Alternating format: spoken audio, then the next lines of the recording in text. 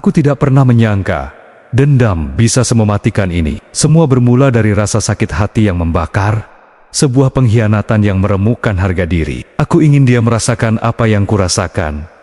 Bahkan lebih, aku ingin dia tunduk, mencintaiku lagi, mati-matian mengejarku. Tapi ternyata, harga dari semua itu jauh lebih mahal dari yang pernah kubayangkan. Lebih dari sekadar uang, lebih dari sekadar raga. Ini tentang jiwa Rina, dan juga jiwaku sendiri. Sebelum ceritanya dimulai, silakan tulis di kolom komentar dari daerah mana saja teman-teman yang menonton cerita ini. Jangan lupa like dan subscribe agar channel ini bisa semakin berkembang. Biar aku ada teman berbagi cerita yang mungkin saja bisa menyelamatkan kalian dari kesalahan yang sama denganku. Aku Eko. Dan ini adalah kisah bagaimana aku mengundang neraka ke dalam hidupku sendiri. Namaku Eko. Aku dulu punya pacar bernama Rina. Cantik, cerdas, dan penuh pesona. Kami sudah menjalin hubungan selama 3 tahun. Dan aku yakin dia adalah jodohku. Aku sudah merencanakan masa depan, menabung untuk pernikahan, bahkan sudah memikirkan nama anak-anak kami. Rina pun seolah menunjukkan hal yang sama. Dia selalu mengatakan cinta, selalu bersikap manja, seolah aku adalah satu-satunya di dunia ini. Tapi, semua itu ternyata hanya topeng. Sebuah sandiwara mengerikan yang dia mainkan dengan sangat apik. Suatu hari, Rina tiba-tiba memutuskan hubungan kami. Tanpa penjelasan, tanpa alasan yang jelas, dia hanya bilang, "Aku sudah tidak bisa lagi. Eko, kita beda." Hatiku hancur berkeping-keping. Aku memohon, mengemis, mencoba mencari tahu apa salahku, tapi dia hanya menatapku dengan mata dingin, seolah aku adalah orang asing. Lebih parah lagi, beberapa minggu setelah itu, aku melihatnya berdua dengan seorang pria lain di sebuah kafe. Mereka tertawa, berpegangan tangan, seolah tidak ada aku yang pernah ada di hidupnya. Pria itu ternyata adalah bos barunya, lebih kaya, lebih mapan, lebih segalanya dari diriku. Dendam mulai tumbuh, membakar setiap sudut relung hatiku yang hancur. Bukan hanya sakit hati karena diputus, tapi juga malu. Harga diriku diinjak-injak. Aku merasa seperti sampah, dibuang begitu saja setelah tidak lagi berguna. Malam itu, setelah melihat Rina dengan pria itu, aku tidak bisa tidur. Pikiranku kalut, dipenuhi bayangan mereka berdua. Aku merasa darahku mendidih. Aku ingin Rina merasakan sakit yang sama, bahkan lebih. Aku ingin dia kembali kepadaku, memohon-mohon, tergila-gila padaku seperti dulu. Dan baru setelah itu, aku akan membuangnya seperti dia membuangku. Ide gila ini terus berputar di kepalaku. Keesokan harinya, aku curhat ke temanku, Rudy. Rudy ini tipenya memang sedikit nyeleneh, suka dengan hal-hal mistis. Aku tidak punya pilihan lain. Aku sudah tidak tahu harus bercerita pada siapa lagi. Rudy, aku sudah tidak tahan lagi, kataku. Suaraku serak karena menangis semalaman. Rudy menatapku prihatin. Sabar kok, memang berat kalau sudah cinta mati. Bukan cuma berat, ini sakit Rudy. Dia mengkhianatiku, dia mempermainkan perasaanku. Aku ingin dia menyesal Rudy. Aku ingin dia kembali padaku, tergila-gila padaku lagi. Aku ingin melihat dia hancur karena aku. Emosiku meledak. Rudy terdiam sejenak, menghela napas panjang. Dia menatapku dengan tatapan aneh, seolah menimbang-nimbang sesuatu. Kalau maumu begitu, ada satu cara kok. Tapi ini bukan cara yang baik. Ini jalan pintas yang bisa berujung bahaya. Jantungku berdebar kencang. Cara apa? Bilang padaku Rudy, aku tidak peduli bahaya atau tidak. Aku sudah tidak punya apa-apa lagi untuk ditakutkan. Rudy mendekat. Suaranya mengecil. Di Madura ada dukun sakti. Namanya Ki Slamet. Dia terkenal dengan minyak pelet duyung. Katanya, kalau sudah kena, orang yang dituju akan tergila-gila, tunduk, tidak bisa hidup tanpa orang yang mengirimnya. Minyak pelet duyung, jujur, aku awalnya skeptis. Aku orang modern, mana mungkin percaya hal begituan. Tapi dendamku terlalu kuat. Rasa sakit hati ini mengalahkan logika. Madura, jauh sekali. Apa itu benar-benar manjur? Percaya atau tidak, itu terserah kamu. Tapi yang jelas, banyak cerita orang yang berhasil dengan perantara Ki Slamet. Tapi ingat kok, semua ada risikonya. Kata orang, pelet itu seperti utang. Kamu dapat apa yang kamu inginkan, tapi suatu saat harus membayar dengan harga yang setimpal, dan harga itu kadang tidak bisa ditebak. Aku menatap Rudy. Risiko, aku tidak peduli. Aku hanya ingin Rina kembali. Lalu aku akan membuangnya. Sesederhana itu. Mungkin, oke Rudy, aku akan ke Madura. Tolong beri aku alamatnya. Perjalanan ke Madura terasa sangat panjang. Aku menyeberang selat menggunakan kapal feri, lalu melanjutkan perjalanan darat. Suasana di sana sangat berbeda dengan Jakarta. Panas menyengat, udara kering, dan nuansa mistis yang pekat seolah terasa di setiap sudut desa yang kulalui. Aku merasa seperti masuk ke dimensi lain. Akhirnya, setelah bertanya ke sana kemari, aku tiba di sebuah rumah tua di pinggir desa yang sepi. Rumah itu tampak kumuh, dengan halaman yang ditumbuhi rerumputan liar dan beberapa pohon kamboja yang rimbun. Bau kemenyan dan bunga melati menusuk hidung begitu aku melangkahkan kaki ke teras. Keringat dingin mulai membasahi punggungku. Bukan hanya karena panas, tapi juga karena atmosfer yang begitu mencekam. Aku mengetuk pintu kayu yang sudah lapuk itu. Beberapa saat kemudian, pintu terbuka perlahan, menampilkan sosok pria tua beruban dengan rambut gondrong yang diikat asal-asalan. Matanya tajam, seolah bisa menembus jiwaku, dan bibirnya menyunggingkan senyum tipis yang entah kenapa membuat bulu kudukku merinding. Dia mengenakan baju koko lusuh berwarna putih dan sarung kotak-kotak. Tangan kanannya memegang tasbih dari biji-bijian berwarna gelap. "Kau sudah datang, Nak Eko," sapanya, suaranya serak dan berat, seolah sudah tahu kedatanganku. "Masuklah." Aku menelan ludah, gugup. Bagaimana dia tahu namaku? Apakah Rudy sudah menghubunginya? Atau memang dukun ini benar-benar sakti? Aku masuk ke dalam. Ruangan itu gelap, hanya diterangi oleh beberapa lilin yang diletakkan di sudut-sudut ruangan. Asap kemenyan mengepul tebal, membuat napasku terasa sesak. Di tengah ruangan, ada sebuah meja kecil dengan berbagai benda aneh di atasnya.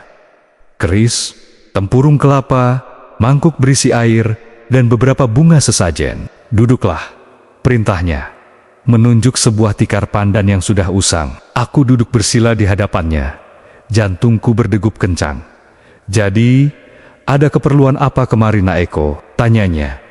Matanya terus menatapku lekat-lekat, seolah membaca pikiranku. Aku menceritakan semua masalahku, tentang Rina, tentang pengkhianatannya, tentang dendam yang membakar hatiku. Aku tidak menyaring sedikit pun emosiku. Ki Slamet mendengarkan dengan seksama.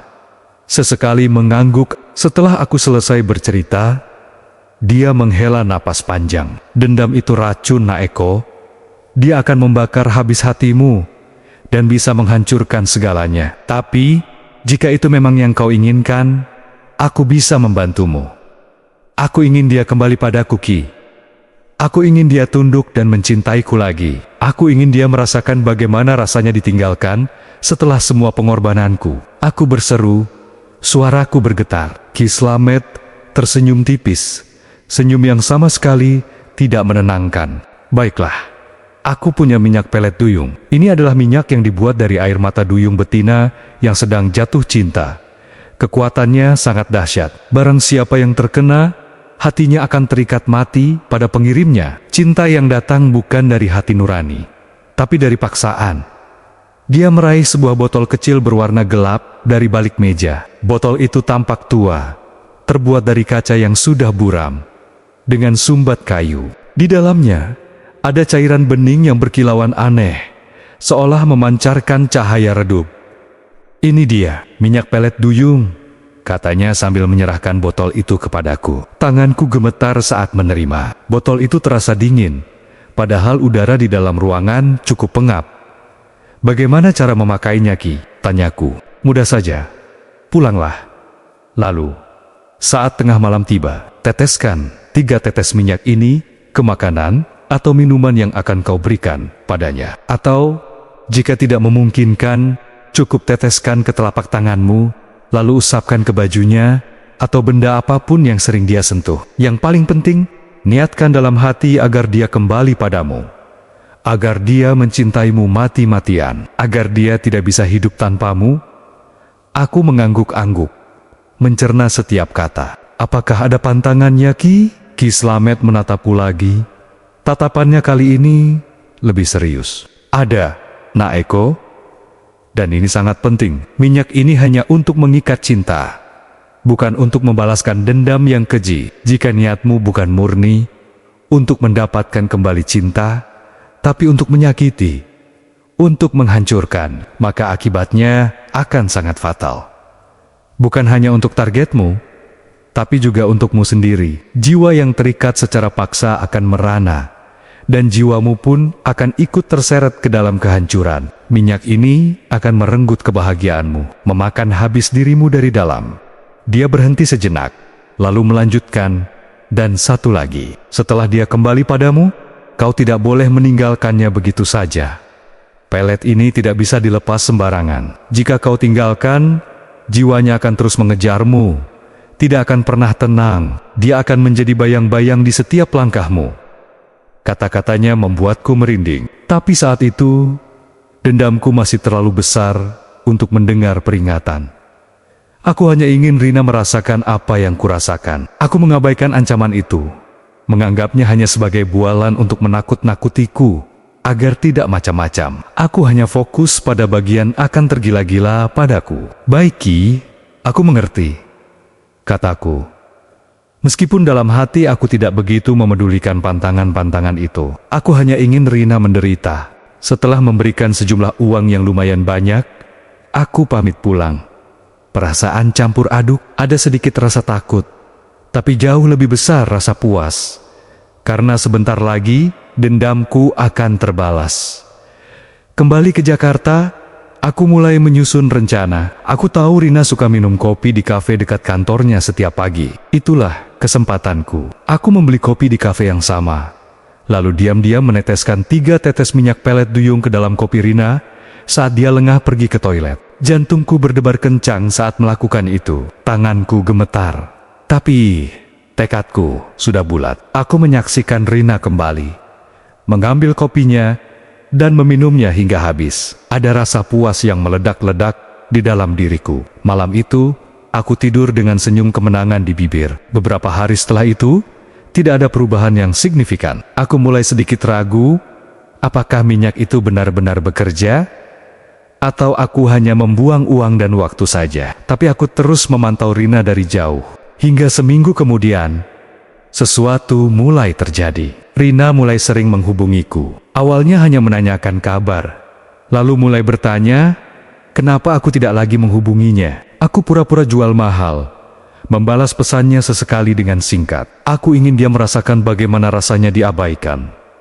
Dan itu berhasil. Rina semakin gencar. Dia mulai mengirimiku pesan-pesan manis, mengatakan rindu, mengatakan dia menyesal. Puncaknya, dia datang ke apartemenku. Malam itu, bel apartemenku berbunyi. Ketika aku membuka pintu, kulihat Rina berdiri di sana dengan mata sembab. Wajahnya pucat, tapi matanya memancarkan sesuatu yang aneh, seperti obsesi yang dalam. Eko, aku tidak bisa hidup tanpamu, katanya. Suaranya bergetar. Aku menyesal sudah meninggalkanmu. Aku salah, kumohon, kembali padaku. Jantungku berdebar kencang. Ini dia. Rencana bejatku berhasil. Aku merasakan gelombang kepuasan yang luar biasa. Aku tersenyum dalam hati. Tapi wajahku tetap datar. Setelah apa yang kau lakukan, Rina? Kau pikir semudah itu, kataku. Pura-pura dingin. Rina langsung memelukku erat, seolah aku adalah satu-satunya pelampungnya. Aku janji tidak akan mengulanginya. Aku akan melakukan apa saja agar kau kembali padaku, Eko. Aku mencintaimu. Aku sangat mencintaimu. Pelukannya begitu erat, hampir membuatku sesak napas. Ada bau aneh yang menyeruak dari tubuhnya, seperti bau bunga melati yang sudah agak layu bercampur dengan aroma amis yang samar. Aku mengira itu hanya bau parfumnya yang baru. Aku menepis rasa aneh itu, terlalu sibuk menikmati kemenangan. Mulai saat itu, Rina benar-benar kembali padaku. Dia menjadi sangat posesif, tidak mau jauh dariku. Setiap saat dia menghubungiku, setiap saat dia ingin bersamaku, aku mulai merasa sedikit risih. Tapi ini adalah bagian dari balas dendamku. Aku ingin dia menderita dalam obsesi ini. Aku ingin dia merasakan terkekang. Tapi lama-kelamaan, ada sesuatu yang aneh. Rina mulai terlihat tidak sehat. Wajahnya semakin pucat, lingkaran hitam di bawah matanya semakin pekat. Seolah dia tidak pernah tidur. Berat badannya menurun drastis, tubuhnya kurus kering. Matanya cekung, namun tatapannya padaku semakin intens, semakin haus. Dia sering bicara sendiri, bergumam-gumam hal yang tidak jelas, dan selalu mengulang-ulang, "Eko, kau milikku. Kau tidak boleh pergi." Aku mulai merasa takut. Ini bukan Rina yang kukenal. Ini seperti boneka yang dikendalikan. Aku teringat peringatan Ki Slamet. Jiwa yang terikat secara paksa akan merana. Rasa puas perlahan berganti menjadi rasa ngeri. Aku mencoba menjauhinya, tapi dia akan histeris, menangis, mengancam akan bunuh diri jika aku meninggalkannya. Dia bahkan pernah mengikutiku sampai ke kantor, membuat keributan di sana. Aku merasa terperangkap. Suatu malam, Rina datang ke apartemenku dalam kondisi yang sangat memprihatinkan. Rambutnya acak-acakan, bajunya kotor, dan dia bau. Matanya merah, bengkak, dan tatapannya kosong, seperti orang gila. "Eko, aku tidak bisa tanpamu," bisiknya. Suaranya hampir tidak terdengar. Dia mencoba memelukku, tapi aku refleks menghindar. Bau amis dan melati yang membusuk semakin menyengat. "Rina, kau harus pulang. Kau harus istirahat," kataku, berusaha menjaga jarak. Dia mulai menangis histeris. "Tidak, aku tidak akan pergi. Aku akan selalu bersamamu. Kau milikku, Eko. Kau satu-satunya." Teriakannya membuat tetangga sekitar mungkin terganggu. Aku panik. Aku mencoba menenangkannya, tapi dia semakin menjadi-jadi. Dia bahkan mencoba mencakar wajahku. Aku terpaksa mendorongnya. Rina terjatuh, terbatuk-batuk, lalu menatapku dengan tatapan terluka yang mengerikan. Kau tidak mencintaiku?" bisiknya. Air mata mengalir di pipinya yang kotor. "Rina, kau sakit, kau harus berobat," kataku, putus asa. Dia tertawa. Tawa yang kering dan mengerikan, seperti suara daun kering yang diinjak. "Berobat? Aku tidak sakit, Eko. Aku hanya mencintaimu. Aku sangat mencintaimu, sampai rasanya mau mati. Kau tidak boleh pergi." Aku merasa bulu kuduku berdiri. Ini gila. Ini bukan lagi balas dendam. Ini adalah teror. Aku harus melepaskan diri dari ini. Aku harus mencari Ki Slamet lagi. Aku mencoba menghubungi Rudy, tapi ponselnya tidak aktif. Aku mencoba mencari informasi Ki Slamet di internet, tapi tidak ada hasil. Aku merasa seperti terperangkap dalam jaring laba-laba yang kubuat sendiri. Aku teringat peringatan Ki Slamet, "Jika kau tinggalkan, jiwanya akan terus mengejarmu, tidak akan pernah tenang." Aku mencoba melepaskan diri, tapi Rina tidak membiarkanku. Dia terus meneror, mengikutiku kemanapun. Hidupku menjadi neraka. 2 hari setelah kejadian Rina histeris di apartemenku, aku mendengar kabar itu di pagi hari yang dingin. Jantungku serasa berhenti berdetak, bukan karena sedih, tapi ngeri. Rina ditemukan tak bernyawa di apartemennya. Polisi bilang bunuh diri, tapi aku tahu ini lebih dari itu. Ini hasil dari perbuatanku.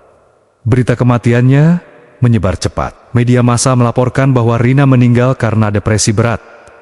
Diduga bunuh diri dengan meminum cairan pembersih. Ada yang mengatakan dia terlihat sangat tertekan belakangan ini, sering bicara sendiri dan mengurung diri. Aku tahu penyebabnya, minyak pelet duyung itu, dan dendamku yang keji. Awalnya, aku merasa lega. Teror Rina sudah berakhir, aku bisa kembali hidup normal. Tapi aku salah besar. Kematian Rina justru adalah awal dari neraka yang sesungguhnya. Malam pertama setelah kematiannya, aku tidak bisa tidur. Apartemenku terasa dingin. Padahal AC tidak menyala. Ada bau melati dan amis yang samar-samar tercium di udara. Bau yang sama seperti yang tercium dari tubuh Rina belakangan ini. Aku mencoba mengabaikannya, menganggapnya hanya imajinasiku. Tapi tidak bisa. Aku mendengar suara bisikan dari sudut ruangan. Seperti gumaman pelan, "Eko, kau milikku." Suara itu begitu jelas. Namun tidak ada siapa-siapa. Aku menyalakan lampu, mencari-cari, tapi tidak ada apa-apa. Jantungku berdebar kencang. Keringat dingin mulai mengucur di dahiku. Aku mencoba menenangkan diri. Itu hanya halusinasimu, Eko. Kau hanya kelelahan. Namun bisikan itu semakin jelas, semakin dekat. Aku bahkan merasa seperti ada hembusan napas dingin di leherku. Aku langsung meloncat dari tempat tidur, menyalakan semua lampu di apartemen. Aku tidak bisa tidur. Aku menghabiskan malam itu di ruang tamu, meringkuk di sofa dengan lampu menyala terang. Keesokan harinya, aku merasa sangat lelah. Aku mencoba berpikir positif. Mungkin itu hanya efek dari stres. Tapi teror itu tidak berhenti. Pintu kulkas sering terbuka sendiri. Padahal tidak ada angin. Lampu sering berkedip-kedip. Bahkan mati total untuk beberapa saat, membuatku panik dalam kegelapan. Aku sering melihat bayangan samar bergerak di sudut mataku. Bayangan seorang wanita dengan rambut panjang yang acak-acakan. Setiap kali aku menoleh, bayangan itu hilang. Bau melati dan amis itu semakin kuat. Kadang muncul tiba-tiba di dekatku, lalu menghilang begitu saja. Aku merasa diawasi setiap saat. Aku mulai paranoid. Aku tidak bisa lagi fokus bekerja. Teman-temanku mulai menyadari perubahanku. Wajahku pucat, mataku cekung, dan aku sering melamun. "Eko, kau baik-baik saja? Kau terlihat tidak sehat," kata Rudi, yang akhirnya bisa kuhubungi. Aku menatapnya dengan mata kosong. "Rudi, Dia tidak pergi. Dia masih di sini. Dia menghantuiku." Rudi menatapku prihatin. "Siapa kau?" "Rina." Aku mengangguk cepat. Dia bilang, "Aku miliknya." Dia bilang dia tidak akan meninggalkanku. Ini semua karena minyak pelet itu, Rudi. Ini kutukan."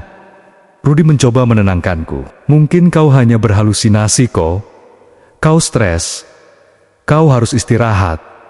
"Tidak, Rudi. Ini nyata, aku merasakannya. Aku melihatnya." Dia terus mengikutiku. Aku mendengar bisikannya. Aku berteriak frustrasi. Teror itu semakin menjadi-jadi. Tidak hanya suara dan bayangan. Kini aku merasakan sentuhan fisik. Aku sering merasa seperti ada tangan dingin yang menyentuh bahuku. Atau rambutku ditarik pelan. Suhu di sekitarku seringkali tiba-tiba turun drastis, membuatku menggigil. Puncaknya terjadi seminggu setelah kematian Rina. Aku sedang mencoba tidur, setelah meminum obat tidur yang dosisnya lebih tinggi dari biasanya. Tiba-tiba, aku merasa tempat tidurku bergoyang. Aku membuka mata, dan jantungku seolah berhenti berdetak. Di tepi tempat tidurku, berdiri sesosok wanita. Rambutnya panjang, menutupi sebagian wajahnya yang pucat pasi. Matanya cekung, hitam, dan memancarkan cahaya merah samar. Wajahnya kurus kering, bibirnya biru kehitaman. Dia mengenakan baju yang sama persis dengan yang dikenakan Rina saat terakhir kali aku melihatnya. Dia menatapku tanpa berkedip. Aku ingin berteriak, tapi suaraku tercekat di tenggorokan. Aku ingin lari, tapi tubuhku kaku, tidak bisa bergerak. "Eko," suaranya serak, parau, seperti suara orang yang sudah lama tidak bicara. "Kau milikku. Kau tidak boleh pergi." Dia mengulurkan tangan kurusnya ke arahku. Kukunya panjang, hitam, dan terlihat sangat tajam. Aku bisa melihat jari-jarinya yang menonjol dari kulit yang keriput. Tangannya dingin, sangat dingin, seolah tangan mayat. Aku memejamkan mata rapat-rapat, berdoa dalam hati, "Ya Tuhan, tolong aku." Aku merasakan sentuhan dingin itu di pipiku. Lalu, sebuah bisikan menyeramkan tepat di telingaku. "Aku akan selalu bersamamu, Eko. Selamanya." Aku membuka mata. Sosok itu sudah tidak ada. Tapi hawa dingin yang menusuk tulang masih terasa. Dan bau melati busuk itu begitu pekat. Seolah dia baru saja menghilang. Aku langsung muntah. Sejak saat itu, hidupku benar-benar hancur. Aku tidak bisa lagi tinggal di apartemenku. Aku mencoba pindah ke rumah orang tuaku. Tapi teror itu ikut serta. Dimanapun aku berada, Rina selalu ada. Dia tidak hanya menghantuiku.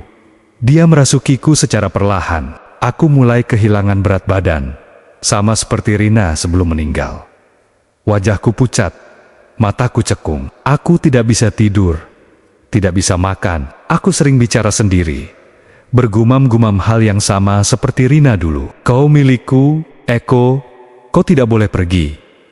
Tapi kali ini, aku yang mengatakannya pada diriku sendiri. Aku mencoba menemui pemuka agama, kiai, ustadz, mereka semua mencoba membantuku. Tapi tidak ada yang berhasil. Kekuatan pelet itu terlalu kuat.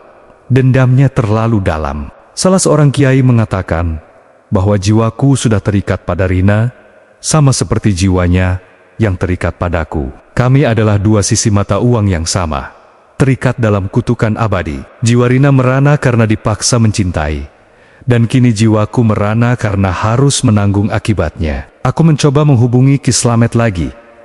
Pergi lagi ke Madura, tapi rumah tua itu kini kosong. Terbengkalai. Penduduk desa mengatakan, Ki Slamet sudah lama meninggal dunia. Tidak ada yang bisa membantuku. Aku berjalan menyusuri jalanan kota, tubuhku kurus kering, rambutku acak-acakan. Orang-orang menatapku aneh, menganggapku orang gila. Mungkin memang begitu. Aku sudah gila, jiwaku hancur, ragaku merana. Setiap malam, Rina datang. Dia tidak lagi menyeramkan secara fisik, tapi tatapannya, bisikannya, sentuhannya, semuanya mengingatkanku pada apa yang telah kulakukan. Dia selalu menatapku dengan mata kosong, lalu berbisik, "Kau milikku, Eko." Dan setiap kali dia berbisik, aku merasa sebagian dari diriku ikut mati. Aku menjadi cangkang kosong, hidup dalam neraka pribadi yang kubangun sendiri. Dendamku terbalas. Ya, Rina hancur. Ya, tapi aku pun hancur lebur. Jauh lebih parah dari yang kubayangkan. Minyak pelet duyung itu bukan hanya merenggut nyawa Rina, tapi juga merenggut jiwaku. Aku tidak lagi hidup, hanya bertahan, dihantui oleh bayangan mantan kekasihku, terikat padanya dalam lingkaran kutukan yang tidak akan pernah berakhir.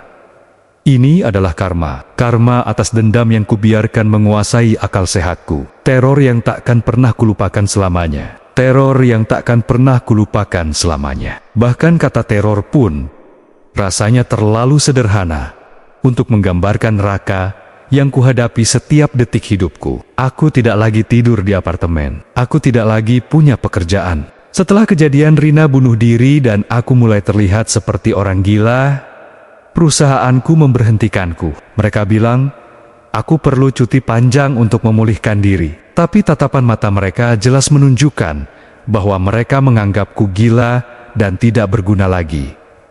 Teman-teman mulai menjauh. Rudy, satu-satunya yang tahu sedikit tentang apa yang terjadi, mencoba membantuku, tapi dia pun akhirnya menyerah setelah melihat kondisiku yang semakin parah. Aku pindah ke rumah orang tuaku di pinggiran kota. Mereka menatapku dengan tatapan sedih dan khawatir, tapi mereka tidak tahu harus berbuat apa. Aku tidak bisa menjelaskan apa yang terjadi. Bagaimana aku bisa mengatakan bahwa aku dihantui oleh arwah mantan pacarku yang kubunuh secara tidak langsung dengan pelet? Mereka pasti akan mengira aku gila sepenuhnya. Jadi, aku hanya diam, membiarkan mereka mengira aku depresi berat karena ditinggalkan Rina dan rasa bersalah atas kematiannya. Tapi Rina tidak peduli aku ada di mana. Dia selalu ada. Bayangannya menari-nari di sudut mataku. Bisikannya terus menggema di telingaku. Bau melati busuk itu kini selalu mengikutiku kemanapun aku pergi. Bahkan saat aku mandi, air yang menyentuh kulitku terasa dingin menusuk tulang, seolah ada bongkahan es di setiap tetesnya. Suatu malam, aku sedang mencoba makan. Ibuku memasak nasi goreng kesukaanku. Aku berusaha keras untuk makan. Tapi setiap kali aku menyendok nasi ke mulutku, bayangan Rina muncul di hadapanku. Wajahnya yang pucat, matanya yang cekung, tatapannya yang kosong. Persis seperti saat dia terakhir hidup, aku bisa merasakan tatapannya yang menusuk. Seolah dia ingin aku merasakan setiap penderitaannya. "Eko, kau milikku," bisiknya tepat di telingaku. Suara itu begitu dekat, begitu nyata, membuat bulu kuduku meremang. Aku menjatuhkan sendok. Nasi goreng yang tadinya terlihat lezat, kini tampak seperti gumpalan belatung yang bergerak-gerak. Baunya berubah menjadi amis dan busuk yang memualkan. Aku berlari ke kamar mandi, memuntahkan isi perutku yang kosong. Ibuku mengetuk pintu kamar mandi. Khawatir. "Eko, ada apa nak?" "Kau tidak apa-apa." Aku tidak menjawab. Hanya suara muntah dan batuk yang keluar dari mulutku. Aku tahu Rina tidak akan membiarkanku makan. Dia ingin aku merasakan kelaparan dan kelemahan yang dia rasakan di hari-hari terakhirnya. Setiap malam adalah siksaan. Aku tidak bisa tidur. Jika aku memejamkan mata, wajah Rina langsung muncul dalam pikiranku. Lebih jelas, lebih menakutkan. Dia akan berdiri di samping tempat tidur, mengawasiku, tersenyum tipis dengan bibir biru kehitaman yang merekah. Terkadang, dia akan naik ke tempat tidur, duduk di dadaku, membuatku sesak napas. Beratnya tidak seperti tubuh manusia, tapi lebih seperti tekanan tak terlihat yang menghimpit jiwaku. "Eko, kau tidak boleh tidur," bisiknya. "Kau harus selalu bersamaku. Kita tidak bisa berpisah." Aku akan menjerit, berteriak, menendang-nendang. Orang tuaku akan datang, panik, mencoba menenangkanku. Mereka akan memelukku, mengira aku sedang bermimpi buruk. Tapi bagaimana aku bisa menjelaskan bahwa aku tidak bermimpi, bahwa aku sedang bergulat dengan arwah yang nyata? Perlahan, aku mulai bicara sendiri. Aku akan membentak Rina, memohon padanya untuk pergi, meminta maaf atas apa yang telah kulakukan. Tapi dia hanya akan tersenyum, atau menatapku dengan tatapan kosong yang membuatku semakin gila. "Kenapa kau tidak pergi, Rina? Pergi, aku mohon!" teriakku suatu pagi, saat aku melihat bayangannya di cermin. Bayangan itu tidak bergerak, hanya menatapku dengan mata yang penuh dengan kesakitan dan obsesi. "Kau yang memintaku untuk kembali, Eko," bisiknya. Suaranya seperti serpihan kaca yang bergesekan. "Kau yang mengikatku padamu. Dan sekarang, aku tidak bisa pergi. Kita terikat selamanya." Aku meninju cermin itu dengan kepalan tanganku. Pecahan kaca berhamburan, melukai tanganku. Darah menetes, tapi aku tidak merasakan sakit fisik. Rasa sakit di hatiku jauh lebih parah. Aku merasa jiwaku terkoyak. Ayah dan ibuku semakin khawatir. Mereka membawaku ke berbagai dokter, psikolog, bahkan Aku didiagnosis menderita gangguan psikotik akut, delusi, dan depresi berat. Aku diberi berbagai macam obat penenang, antipsikotik, antidepresan. Tapi tidak ada yang berhasil. Obat-obatan itu hanya membuat tubuhku lemas, pikiranku kabur, tapi Rina tetap ada. Dia masih menghantuiku. Bahkan saat aku di bawah pengaruh obat, dia akan muncul dalam bentuk yang lebih mengerikan. Kadang sebagai bayangan hitam pekat, kadang sebagai wujud utuh yang membusuk, berbau amis, dan tanah kuburan. "Eko, kau harus kuat nak," kata ibuku suatu hari, saat aku sedang duduk melamun di teras rumah. Wajahnya terlihat tua, matanya sembab, karena sering menangis melihat keadaanku. Aku menatap kosong ke arahnya. Tidak ada kekuatan lagi, Bu. Dia sudah mengambil semuanya dariku. "Siapa nak, Rina?" tanya ibuku. Suaranya parau. Aku mengangguk pelan. "Dia tidak pergi, Bu. Dia selalu ada di sini. Dia ingin aku mati." Ibuku memelukku erat. "Tidak nak, tidak. Kau harus sembuh. Kita akan cari bantuan." Mereka bahkan mencoba membawa seorang ustadz dari desa sebelah. Ustadz itu mencoba meruqyahku. Aku bisa merasakan energinya yang kuat. Doa-doa yang dibacakan dengan penuh keyakinan. Tapi saat ustadz itu mulai membaca ayat-ayat suci, aku merasakan sesuatu yang aneh. Bukan aku yang meronta, tapi Rina. Aku merasa ada desakan kuat dari dalam diriku. Seperti ada makhluk lain yang mencoba keluar. tubuhku kejang-kejang. Suaraku berubah menjadi suara wanita yang melengking. Tertawa mengerikan. Kalian tidak bisa melepaskannya. Dia milikku, aku yang mengikatnya. Dia yang memintaku untuk mencintainya. Sekarang dia harus membayar. Suara itu bukan suaraku, itu suara Rina. Ustadz itu terkejut, mundur beberapa langkah. Wajahnya memucat. Dia terus membaca doa, tapi suara Rina semakin kuat, semakin menguasai diriku. Aku tidak bisa mengendalikannya. Aku merasa seperti boneka yang digerakkan oleh kekuatan lain. Akhirnya, Ustadz itu menggelengkan kepala, menyerah. Maafkan saya, Pak, Bu, ini bukan gangguan biasa. Ini adalah ikatan yang sangat kuat. Jiwanya sudah terikat dengan makhluk itu. Saya tidak bisa membantu. Kekuatan pelet ini terlalu besar. Dendamnya juga terlalu kuat. Setelah Ustadz itu pergi, aku merasa lebih buruk. Putus asa menggerogoti setiap sel tubuhku. Bahkan orang suci pun tidak bisa membantuku. Aku benar-benar sendirian. Terperangkap dalam kutukan ini. Aku mulai melihat diriku berubah. Wajahku semakin pucat. Lingkaran hitam di bawah mataku semakin dalam.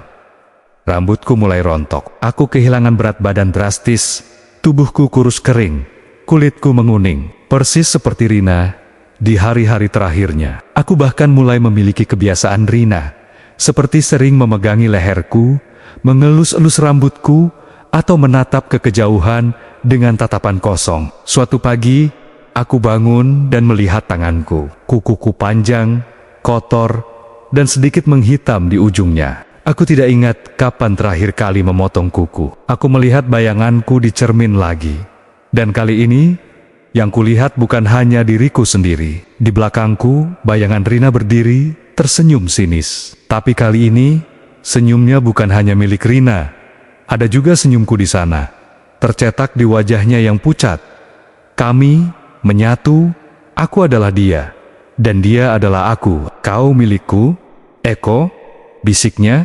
Suaranya kini terdengar seperti suara kami berdua yang saling tumpang tindih. Kita akan selalu bersama, selamanya. Aku tertawa, tawa yang kering dan mengerikan, seperti suara daun kering yang diinjak.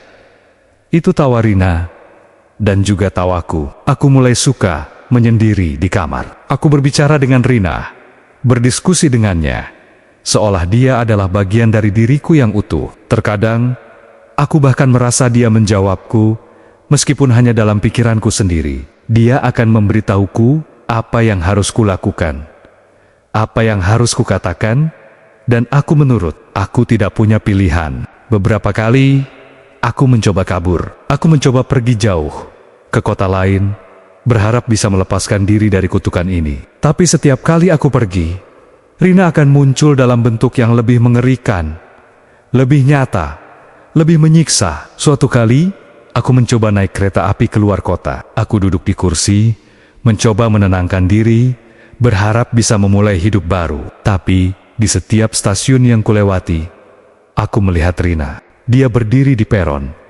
menatapku dari balik jendela, melambaikan tangan dengan senyum mengerikan. Wajahnya kadang terlihat utuh, kadang terlihat membusuk, bahkan kadang hanya berupa kerangka yang terbungkus kulit. Aku panik. Aku pindah kursi, mencoba menghindarinya. Tapi dia selalu ada. Di gerbong berikutnya, di kursi di depanku, bahkan di sampingku. Aku bisa merasakan hawa dingin menusuk tulang, bau melati busuk, dan bisikan itu. Kau tidak bisa lari, Eko. Aku akan selalu ada untukmu. Aku berteriak histeris, membuat penumpang lain ketakutan. Mereka memanggil kondektur, dan aku diturunkan di stasiun berikutnya. Aku dijemput paksa oleh orang tuaku yang kebingungan. Mereka semakin yakin aku sudah gila sepenuhnya. Kini aku hanya bisa berdiam diri di rumah. Aku tidak lagi punya gairah hidup. Aku hanya menunggu. Menunggu apa? Aku tidak tahu. Menunggu kematian atau menunggu sampai jiwaku benar-benar menjadi satu dengan Rina. Setiap malam, teror itu semakin kuat. Rina tidak hanya muncul, dia mulai menyentuhku lebih sering. Sentuhannya dingin, lembab, dan kadang terasa seperti cakar yang tajam. Dia akan mengelus rambutku, membelai pipiku, memelukku erat. Setiap sentuhannya membuatku menggigil, bukan hanya karena dingin, tapi juga karena rasa ngeri yang tak terlukiskan. Aku mencoba melawan, mencoba berteriak, tapi suaraku seolah tercekat. Dia akan menatapku dengan mata kosongnya, lalu berbisik, "Kita tidak bisa berpisah, Eko. Aku mencintaimu, sekarang kau juga mencintaiku." Dan yang paling menakutkan, aku mulai merasakan hal itu. Aku mulai merasakan semacam keterikatan aneh pada Rina. Bukan cinta yang sehat, tapi obsesi yang sama seperti yang dia rasakan padaku dulu. Aku mulai merindukannya saat dia tidak muncul. Aku mulai merasa gelisah jika tidak mendengar bisikannya. Aku mulai mencintainya. Dengan cara yang mengerikan, cara yang dipaksakan, cara yang mematikan. Aku tahu ini adalah akibat dari kata-kata Ki Slamet. Jika kau tinggalkan, jiwanya akan terus mengejarmu. Tidak akan pernah tenang. Dia akan menjadi bayang-bayang di setiap langkahmu. Dan juga, setelah dia kembali padamu, kau tidak boleh meninggalkannya begitu saja. Pelet ini tidak bisa dilepas sembarangan. Aku telah melanggar semua peringatan itu. Aku tidak hanya meninggalkannya, aku juga menyakitinya sampai dia mati. Dan sekarang, dia membalas dendam dengan cara yang paling kejam. Mengikat jiwaku padanya, menyeretku ke dalam neraka yang sama seperti yang aku ciptakan untuknya. Suatu sore, aku duduk di kamar, menatap jendela yang basah karena hujan. Udara dingin menusuk tulang.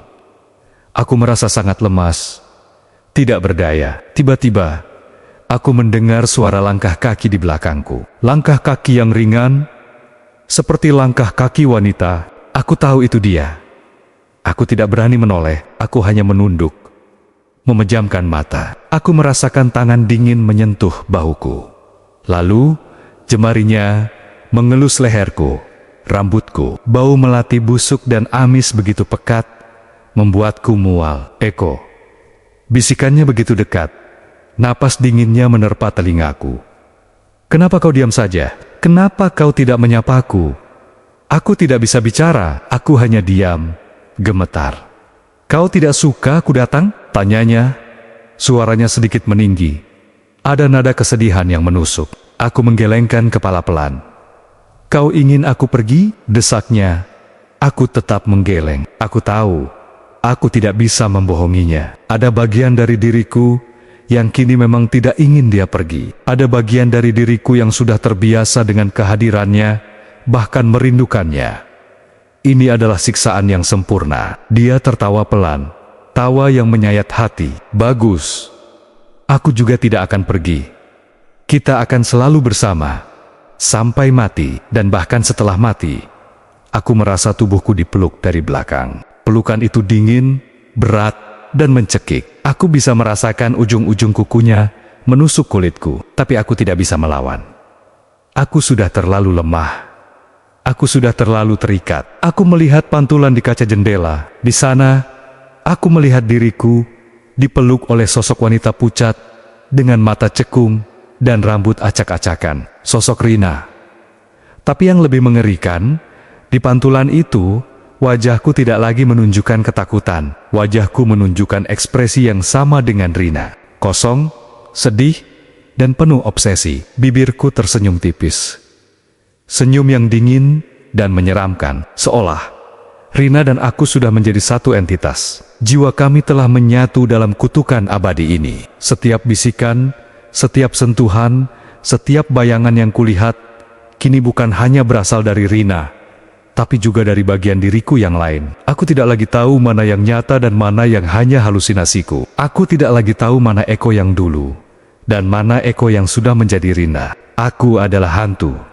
Bahkan sebelum aku mati, hantu dari diriku sendiri, dihantui oleh hantu dari mantan kekasihku, terikat dalam lingkaran setan yang tidak akan pernah berakhir. Dendam telah merenggut segalanya. Bukan hanya kebahagiaan, bukan hanya nyawa, tapi juga jiwaku yang seutuhnya. Aku telah menjadi bayangan dari bayangan, selamanya terjebak dalam kegelapan yang tak berujung. Aku adalah cerminan dari kutukan yang kubuat sendiri. Aku telah menjadi bayangan dari bayangan, selamanya terjebak dalam kegelapan yang tak berujung. Aku adalah cerminan dari kutukan yang kubuat sendiri. Setiap hari yang berlalu terasa seperti ribuan tahun.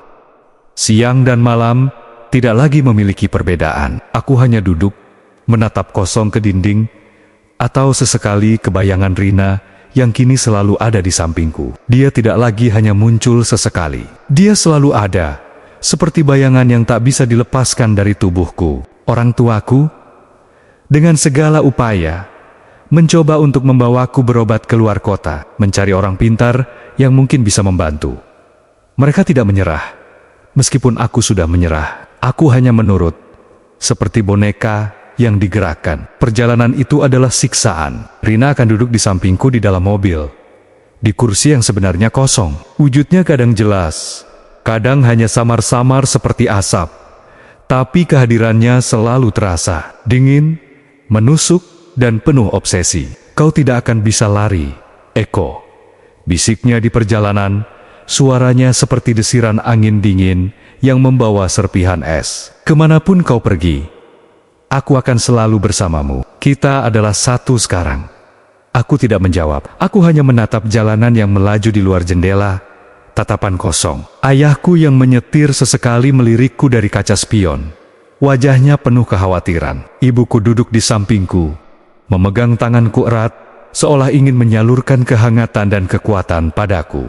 Tapi, kehangatan itu tidak sampai. Aku sudah terlalu dingin. Kami tiba di sebuah desa terpencil di kaki gunung, tempat seorang dukun, atau lebih tepatnya seorang kiai yang terkenal dengan kemampuan spiritualnya. Rumahnya sederhana, terbuat dari kayu, dengan halaman luas yang ditumbuhi pohon-pohon rindang. Udara di sana sejuk, bersih, dan entah kenapa, aku merasa sedikit lega, mungkin karena jauh dari hiruk-pikuk kota, jauh dari tempat-tempat yang penuh kenangan buruk dengan Rina. Kiai itu seorang pria tua dengan janggut putih panjang dan sorban yang rapi. Matanya teduh, memancarkan kebijaksanaan dan ketenangan. Dia menyambut kami dengan senyum ramah. "Silakan masuk, Nak Eko," katanya. Suaranya lembut dan menenangkan. Aku merasa sedikit terkejut, karena dia sudah tahu namaku. Kami duduk bersila di ruang tamu yang dihiasi kaligrafi Arab. Kiai itu menatapku lama, seolah sedang membaca sesuatu dalam diriku. "Saya tahu apa yang terjadi padamu, Nak Eko," katanya. Setelah hening beberapa saat, "Ada ikatan yang sangat kuat dalam dirimu. Sebuah ikatan yang dibuat dari paksaan dan dendam." Aku hanya mengangguk pelan. Orang tuaku mulai menceritakan semua yang mereka tahu.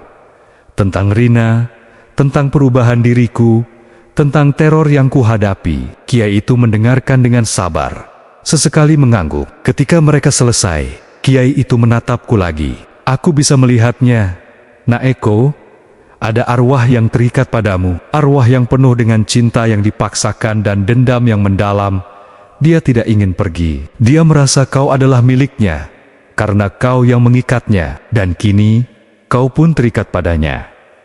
Aku merasakan sebuah desakan kuat dari dalam diriku, seolah Rina tidak suka dengan perkataan Kiai itu. Aku bisa merasakan kemarahannya. Kiai itu menghela napas. "Ini adalah ikatan yang sangat rumit. Pelet itu, Nak, adalah sihir tingkat tinggi. Dia bukan hanya mengikat raga, tapi juga jiwa. Dan ketika jiwa yang diikat itu meninggal, energinya tidak akan hilang. Dia akan terus mencari dan mengikat jiwa yang telah memaksanya.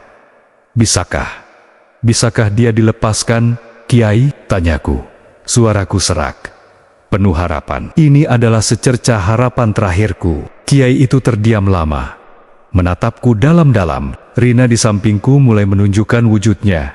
Samar-samar menatap Kiai itu dengan tatapan marah. Aku bisa merasakan gigil dingin menjalar di tubuhku.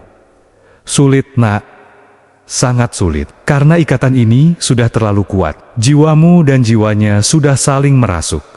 Kalian sudah menjadi satu dalam satu penderitaan. Tapi, akan kuusahakan. Namun ada syaratnya. Apapun Kiai, aku akan melakukan apa saja," kataku. Semangatku sedikit bangkit. "Syarat pertama, kau harus benar-benar menyesali perbuatanmu, Nak Eko. Bukan hanya menyesal karena dihantui, tapi menyesal karena telah mencabut kebahagiaan dan nyawa seseorang dengan cara yang keji. Kau harus bertaubat dengan sungguh-sungguh. Aku mengangguk cepat. Aku menyesal, Kiai. Aku sangat menyesal. Aku tidak tahu akan seperti ini. Dendam telah membutakanku. Bagus, kata Kiai itu. Syarat kedua, proses ini akan sangat berat. Kau akan merasakan sakit yang luar biasa, baik fisik maupun batin. Arwah itu tidak akan melepaskanmu dengan mudah. Dia akan melawan dengan seluruh kekuatannya. Kau harus kuat, kau harus bertekad untuk bebas. Aku siap, Kiai, kataku. Meskipun dalam hati, aku tahu betapa sulitnya ini. Dan syarat ketiga, yang paling penting, Kiai itu menatapku tajam. Jika aku berhasil melepaskan ikatan ini, kau harus bersumpah untuk tidak lagi menggunakan jalan hitam, tidak lagi menyakiti orang lain, dan menghabiskan sisa hidupmu untuk menebus dosa-dosamu. Karena jika kau kembali lagi ke jalan yang salah, ikatan ini akan kembali, bahkan lebih kuat dari sebelumnya, dan tidak akan ada lagi yang bisa membantumu. Aku mengangguk mantap. Aku bersumpah, Kiai. Aku bersumpah. Kiai itu menyuruhku duduk di tengah ruangan. Bersila. Dia mulai membaca doa-doa, ayat 9 suci, dengan suara yang khusyuk. Orang tuaku duduk di belakangku, berdoa dalam hati. Begitu Kiai itu mulai membaca, aku merasakan sesuatu yang aneh. Tubuhku mulai panas dingin secara bergantian. Kepalaku pusing, seolah ada sesuatu yang mencoba keluar dari dalam diriku. Rina mulai bereaksi. Dia muncul dengan wujud yang lebih jelas, lebih menakutkan dari sebelumnya. Wajahnya membusuk, matanya melotot, dan dari mulutnya keluar suara geraman mengerikan. Jangan sentuh dia. Dia milikku, milikku, teriaknya. Suaranya kini terdengar sangat jelas di telingaku, bahkan di telinga orang tuaku. Ayah dan ibuku terkejut, panik. Mereka bisa melihat Rina. Kiai itu tidak gentar, dia terus membaca. Suaranya semakin lantang. Dia mengayunkan tasbihnya di udara, seolah menaburkan sesuatu yang tak terlihat. Aku merasakan nyeri yang luar biasa di dadaku, seperti ada tangan tak kasat mata yang mencoba merobek jiwaku. Aku menjerit, berteriak kesakitan. Tubuhku kejang-kejang. Aku bisa merasakan Rina mencoba menarikku, seolah tidak mau melepaskanku. Jangan pergi, Eko, jangan tinggalkan aku, kau milikku, teriaknya. Suaranya penuh amarah dan kesakitan. Aku merasa seperti berada di medan perang. Jiwaku menjadi rebutan antara Kiai dan Rina.